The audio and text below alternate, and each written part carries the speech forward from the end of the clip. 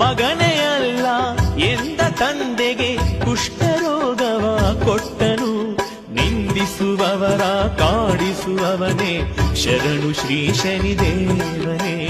ನಿಂದಿಸುವವರ ಕಾಡಿಸುವವನೇ ಶರಣು ಶ್ರೀ ಶನಿದೇವನೇ. ಸೂರ್ಯಪುತ್ರ ಶನಿದೇವರನು ಪೂಜಿಸಿ ಧನ್ಯರಾಗಿರಿ. ಛಾಯ ಕುವರ ಮಹನೀಯನ ನಿತ್ಯ ಸ್ಮರಣೆಯ ಮಾಡಿರಿ. ಛಾಯ ಕುವರ ಮಹನೀಯನ ನಿತ್ಯ ಸ್ಮರಣೆಯ ಮಾಡಿ.